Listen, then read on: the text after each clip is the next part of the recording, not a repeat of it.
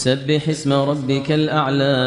الذي خلق فسوى، الذي قدر فهدى، والذي أخرج المرعى فجعله غثاء أحوى. سنقرئك فلا تنسى إلا ما شاء الله إنه يعلم الجهر وما يخفى. ونيسرك لليسرى فذكر إن نفعت الذكرى سيذكر من يخشى ويتجنبها الأشقى الذي يصلى النار الكبرى ثم لا يموت فيها ولا يحيا. قد أفلح من تزكى وذكر اسم ربه فصلى. بل تؤثرون الحياة الدنيا والآخرة خير وأبقى. إن هذا